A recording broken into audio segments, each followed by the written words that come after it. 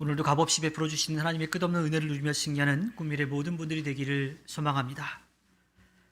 지난 한 주 동안 보면 서로가 처해 있는 상황들이 좀 달라가지고 노사 간의 갈등들이 많이 일어났던 것 같아요. 원만한 합의점을 찾은 곳도 있지만 여전히 그 합의점을 찾지 못하고 갈등 가운데 있는 곳도 있습니다. 생존이 달려있기 때문에 쉽게 물러설 수 없지요. 또 너무 무리한 요구라고 생각해서 받아들이지 않기도 하고요. 나름대로 문제 해결책이라고 생각해서 힘으로 찍어 누르려고 하는 일들도 있습니다. 이 타협점을 찾지 못한 피해는요, 노사만의 문제가 아니라 대한민국에 살고 있는 우리 모두에게 그 영향이 미치고 있습니다. 어서 서로가 힘들지 않게 원만한 타협점을 찾아서 평화를 이루기를 바랍니다. 오늘 우리가 함께 나누는 미가라고 하는 이 인물은요, 이사야와 같은 시대에 살았던 선지자입니다. 미가는 북이스라엘과 또 이 북이스라엘의 사마리아와 남유다의 예루살렘이 하나님의 심판 가운데 멸망할 것이라고 예언을 했어요. 물론 그 예언으로 끝나지 않고요, 하나님께서 다시 그들을 회복시켜서 새롭게 나라를 세우실 것에 대한 이야기도 하고 있습니다. 미가서 4장 6절부터 5장 1절까지 그 내용들이 이제 이렇게 담겨져 있는데, 그 예언이 끝나고 나서 오늘 우리가 함께 나누는 말씀을 시작하고 있죠. 오늘 말씀 시작, 미가서 5장 2절에 그러나 너 베들레헴 에브라다야 하고 이야기하고 있습니다. 이 옛 지명이요, 열매가 많다라고 하는 뜻을 가진 에브라다라고 하는 지명을 가진 베들레헴, 이 베들레헴이 예전에는 에브라다였다고 이렇게 보는데요, 그 베들레헴에 이스라엘을 다스릴 왕이 태어날 것이라고 예언하고 있습니다. 사무엘상 17장 12절의 말씀에 보면요, 그 베들레헴 땅에 이스라엘을 다스릴 왕에 대한 그 이야기가 나오지요. 이미 다윗이 그 땅에서 태어난 것에 대해서 이야기합니다. 다윗은 유다 땅 베들레헴에 있는 에블라 사람 이새의 아들이다. 다윗의 혈통을 이어서 이 땅을 다스릴 왕이 태어날 건데, 이미 다윗은 그때 그 작은 도시 베들레헴에서 태어났고 그 혈통을 이어서 이스라엘을 다스릴 왕이 태어날 거라고 미가는 예언하고 있죠. 미가가 예언하고 있는 메시아의 모습을 좀 살펴보면요, 독특한 특징을 우리가 찾을 수가 있습니다. 미가서 4장 3절에 주님께서 민족들 사이의 분쟁을 판결하시고 원근 각처에 있는 열강 사이의 갈등을 해결하실 것이니 나라마다 칼을 쳐서 보습을 만들고 창을 쳐서 낫을 만들 것이며 나라와 나라가 칼을 들고 서로를 치지 않을 것이며 다시는 군사훈련도 하지 않을 것이다. 오늘 우리가 함께 나누는 말씀 가운데도 나오죠. 미가서 5장 5절에 그리고 그는 그들에게 평화를 가져다 줄 것이다. 자, 미가가 예언하고 있는 메시아, 이 땅을 다스릴 이스라엘 민족을 구원할 왕의 특징이 뭐예요? 평화의 왕이라고 하는 거예요. 다툼이 사라지는 평화의 왕이 오실 것이라고 그렇게 예언하고 있습니다. 자, 분쟁과 다툼이 없이 서로 이해하고 우호적이며 조화를 이루는 상태로 인류가 가장 추구하고 싶어하는 그 상태를 평화라고 이야기합니다. 그 평화를 유지할 수 있는 방법이 무엇일까요? 어떻게 해야 그 평화가 유지가 될까요? 266대 교황인 프란치스코가 이 평화에 대해서 이렇게 이야기를 했다고 합니다. 평화는 평온이 아니라 항상 어떤 경우에도 화해를 추구하는 것이다. 이게 지금 현재 교황이 평화에 대해서 정의를 내린 거예요. 쌍둥이도 세대차 차이가 난다 그러죠? 네. 쌍둥이도 세대차 차이가 난다는 말이 있는데, 사람들이 늘 비슷한 생각을 가질 수 있지만 늘 똑같은 생각을 하는 건 아니에요. 아주 조금씩이라도 달라질 수 있죠. 그래서 서로의 다름을 인정하고 맞추어가는 것이 필요합니다. 제가 지난 한 주 동안 장롱 면허인 아주 가까운 사람의 운전 연습을 좀 시켜줬습니다. 가족끼리는 운전 연수하는 거 아니라고 그러는데 가족인 저에게 와서 부탁을 했어요. 처제가 운전을 좀 해야 될 것 같아서 저한테 좀 부탁을 했는데 가족끼리 운전 연습하는 거 아니라 그러는데 저한테 와가지고 이제 했는데 왜 가족끼리 하는 게 어려운지를 좀 느끼긴 했습니다. 그렇다고 뭐 제가 처제에게 화를 내거나 그러진 않았습니다. 몇 번 긴장하긴 했었지만 다음 주도 지금 해야 되는데 오는 주도 해야 되는데 살짝 걱정이 앞서기도 합니다. 왜 가족을 포함한 가까운 사람들에게 그렇게 운전 연습을 시키지 말라고 할까요? 편하기 때문에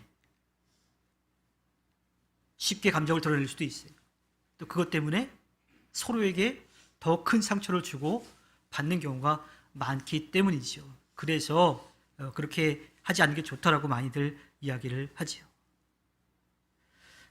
항상 어떠한 경우에도 화해를 추구해야 가정의 평화를 유지할 수 있는 겁니다. 평화하면 또 떠오르는 사람이 있죠. 나는 폭력을 반대한다. 왜냐하면 폭력이 선을 행한 듯 보일 때 그 선은 일시적일 뿐이고 그것이 행하는 악은 영원하기 때문이다 라고 말한 마하트마 간디입니다. 그가 행했던 게 뭐예요? 비폭력, 평화주의였죠. 단지 힘이 없어가지고 힘을 가진 사람 앞에 그냥 무릎 꿇는 게 아니에요. 싸울 수도 있지만 그것이 옳은 방법이 아니기 때문에 싸우지 않는 거지요. 폭력에 무릎 꿇지 않는 그 모습을 이야기한 겁니다. 예전에 친구 목사님이 이 아이들을 대할 때 했던 말이 떠오릅니다. 아이들이 좋은 말로 할 때 말을 잘 안 들으니까 딱 하는 말이 뭐냐면 이제 공권력 투입한다 이런 이야기를 해요. 어떤 내용이에요? 이제 말로 해서 안 되면 물리적으로 제재를 가하겠다라고 하는 거죠. 그게 교육적으로 맞는지는 잘 모르겠어요. 근데 분명한 거는 한계가 있다라고 하는 거죠. 왜? 처음에는 그렇게만 해도 말을 듣는데 실제적으로 물리적으로 제재를 가해도 점점 말을 듣지 않는 경우도 생길 수 있으니까요. 뭐 가정 형편이나 그 부모와 아이 상황에 따라 달라질 수 있겠지만 사람이 이 평화를 유지하기 위해서 행하는 일들은 분명히 한계가 있습니다. 또 며칠 전에 방송에서 한 프로에서 부모가 자녀를 대하는 방법에 대해서 이야기를 하는데요. 이렇게 이야기를 합니다. 자녀를 귀한 손님 대하듯이 대하라는 거예요. 특별히 사춘기 아이들에게 있어서.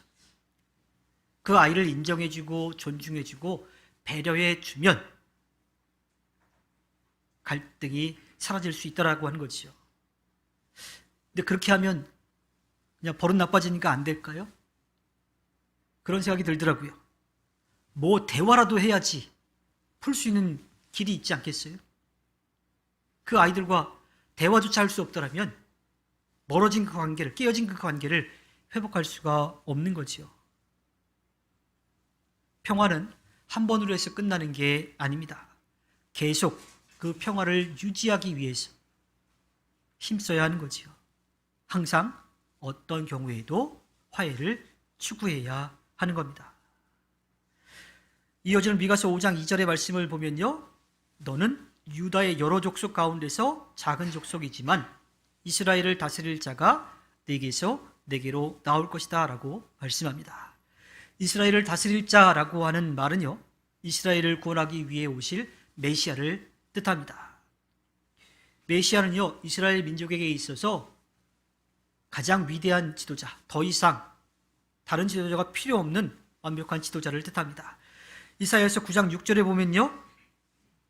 그 메시아에 대해서 놀라우신 조언자라고 그렇게 이야기하고요. 또 이사야서 32장 1절에서는 장차 한 왕이 나와서 공의로 통치하고 통치자들을 공평으로 다스릴 것이라고 이야기합니다. 공의로 세상을 다스릴 분, 예레미야 30장 21절에서는 그들의 지도자가 같은 결의 가운데서 나오고 그들의 통치자가 같은 민족 가운데서 나올 것이다. 즉 이스라엘을 다스릴 통치자가 이 땅에 통치자로 이 땅에 오실 분이라고 하는 거예요. 이스라엘 민족이 그토록 기다린 메시아가 작은 베들레헴에, 그것도 힘이 많지 않은 작은 유다 족속 가운데에서 태어날 것을 예언하고 있지요. 남아있는 미가서 5장 2절의 말씀을 보면요, 그의 기원은 아득한 옛날 태초에까지 거슬러 올라간다라고 말씀합니다. 메시아의 기원이 아득한 옛날 태초라고 하는데요, 하나님께서 이 세상을 만드실 때에 이 모세오경의 시작, 창세기의 제일 시작이 히브리어 베레시트라고 하는 말을 쓰고 있는데 그냥 처음이에요. 처음.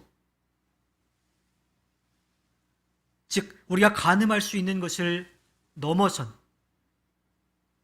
바꾸어 말하면 영원 전부터 그 메시아가 이 땅에 오실 것이 준비되어 있었다라고 하는 것을 말하고 있습니다. 메시아는요, 우리처럼 시간이나 공간의 제약을 받는 분이 아니기 때문이죠. 그분의 능력은 이 땅의 어느 것과도 비교할 수 없이 뛰어난 분입니다. 아니요, 정확히 말하자면 그분은 모든 것을 하시고 모든 것을 하실 수 있는 분인 거죠. 이어지는 미가서 5장 3절의 말씀을 보면 그러므로 주님께서는 해산하는 여인이 아이를 낳을 때까지라고 이야기하고 있습니다. 창세기 3장 15절에 보면요, 하나님께서 아름다운 에덴 동산에서 살게 했던 아담과 하와를 꼬셔서 죄를 짓게 만든 그 뱀에게 심판하시는 말씀을 들려주시는데 이렇게 말씀하십니다. 내가 너로 여자와 원수가 되게 하고 너의 자손을 여자의 자손과 원수가 되게 하겠다. 여자의 자손은 너의 머리를 상하게 하고 너는 여자의 자손의 발꿈치를 상하게 할 것이다. 여인의 자손과 사탄이 싸울 것에 대한 이야기를 하시고요, 그 여자의 자손이 사탄을 짓밟아서 승리하실 것을 말씀해 주셨죠. 또 메시아가 이 땅에 사람으로 오실 것을 예언하고 있는 이사야서 7장 14절의 말씀을 보면 처녀가 잉태하여 아들을 낳을 것이며 라고 말씀합니다. 그래서 하나님이시지만 사람이 되신 예수님, 그분은 이 땅의 여인의 몸을 통해서 태어나시는 거예요. 우리 곁에서 우리와 함께 하시는 주님은 성령으로 잉태되어서 이 땅에 사람으로 오셨습니다. 우리말 성경에는 없지만 히브리어 원문에 보면 산구를 겪는이라고 하는 그 뜻이 담겨 있습니다. 산구를 겪는 게 어떤 걸까요? 겪으신 분도 계시겠지만 굉장히 힘들다라고는 그냥 그렇게 들어서 알고 있습니다. 근데 그 산구가 길수록 좋을까요? 짧을수록 좋을까요? 진통은 모르겠지만 산고는 산모에게도 또 태아에게도 짧을수록 좋을 것 같아요. 그러니까 하나님께서 이 땅에 구원의 은혜를 베푸실 그 메시아가 오는 그 시기가 아주 급박하다라고 하는 거죠. 빨리 이루어져야지 서로에게 좋은 것이다라고 그 뜻을 우리에게 들려주고 있습니다. 물론 우리가 느끼는 시간과 하나님이 이 땅의 역사를 이끌어 가시는 시간은 그 시간의 개념은 분명히 다르겠지요. 이어지는 미가서 5장 3절의 말씀 계속 보면 당신의 백성을 원수들에게 그대로 맡겨두실 것이다. 그 뒤에 그의 동포 사로잡혀가 있던 남은 백성이 이스라엘 자손에게로 돌아올 것이다. 주님의 구원의 은혜는요, 한번 반짝하고 끝나는 게 아니에요. 우리가 다 알지 못해도 예수 그리스도가 이 땅에 오시기 전에도 분명히 하나님의 구원의 역사는, 구원의 은혜는 있었습니다. 다만 지금 참 하나님이시면서 참 사람이 되신 예수 그리스도께서 이 땅에 오셨고 우리를 위해 자신의 생명을 내어주셔서 보혈을 흘려주셔서 그 십자가의 구원의 은혜로 우리가 하나님 앞에 설 수 있는 그런 은혜를 그 은혜를 누릴 수 있게 된 거지요. 미가서 5장 4절에서는요, 이제 메시아가 구원의 그 은혜를 믿고 약속의 땅으로 돌아온 사람들을 위해 무엇을 하실지에 대해서 말씀해 주고 있습니다. 그가 주님께서 주신 능력을 가지고 그의 하나님이신 주님의 이름이 지닌 그 위엄을 의지하고 서서 그의 때를 먹일 것이다. 그러면 그의 위대함이 땅끝까지 이를 것이므로 그들은 안전하게 살아갈 수 있을 것이다. 이 구약에서 위엄이라고 하는 말은요, 구원의 능력을 행할 때 쓰였습니다. 즉 메시아가 하나님께서 주시는 구원의 능력, 승리와 보호의 능력을 받으셔서 구원의 은혜를 믿는 사람들에게 그 은혜를 베풀어 주실 것이라고 이야기해요. 그래서 그들을 구원하셔서 약속의 땅으로 이끌어 그들에게 영원한 보호와 또 평안함 보장하신다라고 하는 그러한 말씀입니다. 하나님께서 여러 가지 방법으로 구원의 은혜를 베풀어 주셨어요. 하나님을 등지고 떠났던 이스라엘 민족이 다시 돌아올 수 있는 기회를 계속 열어주셨습니다. 그리고 또 돌아섰을 때 또 돌아올 수 있는 길을 계속 열어주셨죠.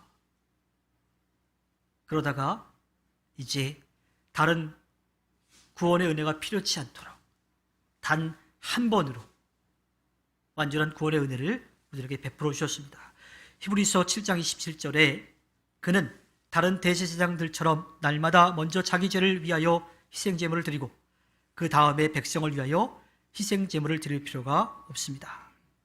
그는 자기 자신을 바치셔서 단 한 번에 이 일을 이루셨기 때문입니다.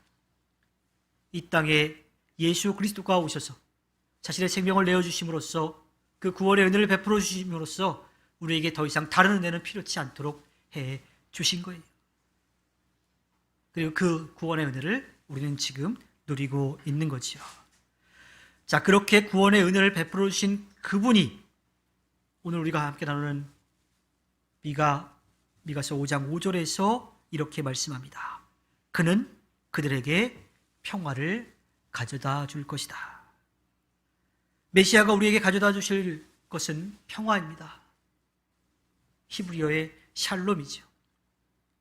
이 샬롬은 가만히 특별한 일이 없이 가만히 그냥 신경 쓰지 않아도 되는 그런 평온한 상태만을 이야기하지 않습니다.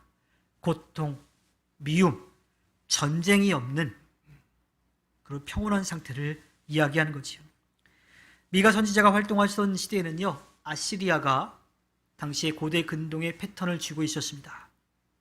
남유다는 주전 586년에 바빌로니아에 의해서 멸망되었고 그 전에 북이스라엘이 주전 722년경에 아시리아에 의해서 멸망됐어요. 미가가 사실은 남유다를 향한 예언을 주로 했었는데 이 무너뜨릴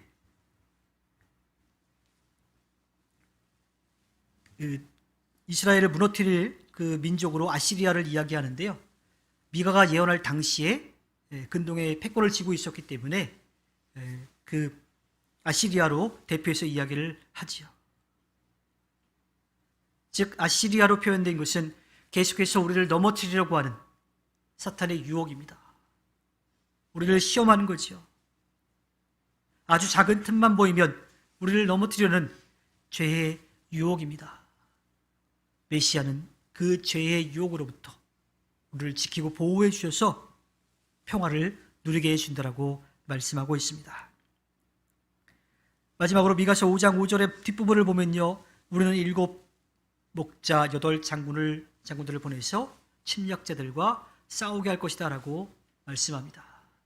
자, 7 목자는 하나님이 보내신 모세와 엘리야, 사무엘 또는 다윗과 같은 이스라엘의 모든 지도자들을 뜻하고요. 8 장군은 7 목자에 더 추가가 되는데 이스라엘 내에 있는 지도자가 아니라 그들이 정해놓은 그 기준에서 이방인, 다른 민족들 가운데서도 하나님께서 하나님의 일을 위해 세운 그러한 사람들을 뜻합니다. 그 대표적인 인물이 바벨로니아를 멸망시키고 이스라엘 민족을 다시 돌려보내서 하나님의 약속을 이루게 한 고레스 왕이죠. 이사야 44장 28절에 보면요, 고레스를 보시고는 너는 내가 세운 목자다. 나의 뜻을 모두 내가 이룰 것이다 하시며, 예루살렘을 보시고는 네가 재건될 것이다 하시며, 성전을 보시고는 너의 기초가 놓을 것이다 하신다. 이사야 45장 1절에 나 주가 기름 부어 세운 고레스에게 말한다. 내가 너의 오른손을 굳게 잡아 열방을 내 앞에 굴복시키고 왕들의 허리띠를 풀어놓겠다. 내가 가는 곳마다 한 번 열린 성문은 닫히지 않게 하겠다. 고레스는 들어라. 이사야서 45장 3절에 그때 너는 내가 주인 줄을 알게 될 것이고 이스라엘의 하나님이 너를 지명하여 불렀다는 것을 알게 될 것이다. 이스라엘 민족 내에도 이스라엘을 이끌어갈 지도자들이 세워지지만 이스라엘 민족 외에 이방인도 하나님께서 그를 기름 부어 세우시고 그를 하나님의 구원의 역사에 함께하도록 하신 것을 알 수가 있지요. 그 뒤로 이어지는 미가서 5장 15절까지의 이야기는요, 하나님의 구원의 은혜를 믿고 약속의 땅으로 돌아온 사람들에게 베풀어 주실 축복과 또 그 전쟁 가운데 이루실 승리, 이것을 이야기합니다. 또 거기에 더해서 그 구원의 은혜를 누리지 못하고 돌아오지 않는 사람들에 대한 무서운 심판의 이야기도 담겨져 있습니다. 공의와 정의의 하나님은요, 하나님을 등지고 떠난 사람들을 심판하실 수밖에 없지만 그들이 심판받는 것을 원하지는 않으십니다. 어떻게 해서든 하나님께로 돌아와서 그 구원의 은혜를 누리기를 바라시지요. 이 땅의 어둠을 밝히러 빛으로 오신 아기 예수님을 기다리는 이 강림절 절기에 오늘 우리는 그 말씀 가운데 평화라고 하는 말씀에 우리의 이 마음을 좀 더 집중해야 합니다. 요한복음서 14장 27절에 나는 평화를 너희에게 남겨준다. 나는 내 평화를 너희에게 준다. 내가 너희에게 주는 평화는 세상이 주는 것과 같지 않다. 너희는 마음에 근심하지 말고 두려워하지도 말아라. 주님이 주시는 평화는 주님을 떠난 우리가 다시 주님께로 돌아와서 죽음을 두려워하지 않는 평화입니다.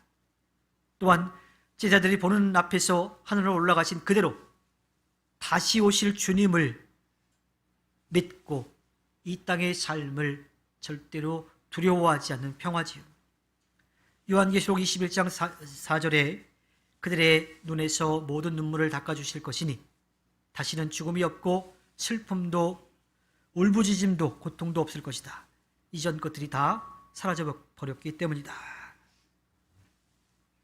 이 땅에서의 삶뿐만 아니라 이 땅에 하나님께서 허락해 주신 삶이 끝나고 난 다음에 예수 그리스도께서 친히 구원의 은혜를 누리는 성도들의 눈에서 눈물을 닦아주시고 그래서 다시는 죽음도 슬픔도 울부짖음도 고통도 없는 그러한 온전한 평화,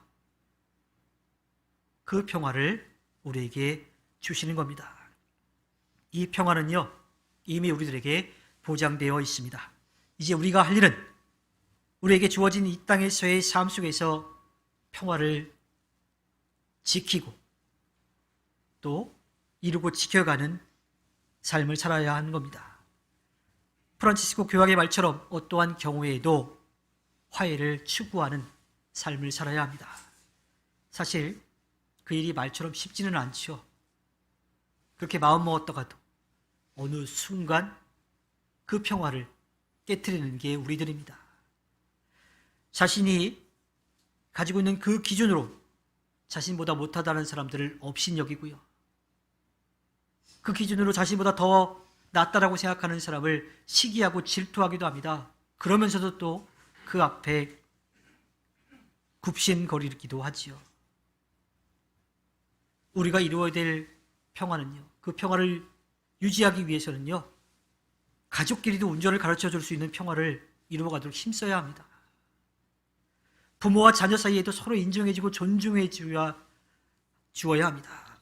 우리가 만나는 모든 사람을 나보다 낮게 여기는 게 아니라 나보다 더 낮게 여기는 그러한 삶을 살아야 합니다. 주님이 주시는 평화를 누리는 사람들이라면 적어도 그렇게 살기 위해서 힘써야 합니다. 이것이 이 땅에서 깨어진 관계를 다시 이어주는 평화의 왕으로 오신 주님께서 우리들에게 바라시는 삶일 겁니다.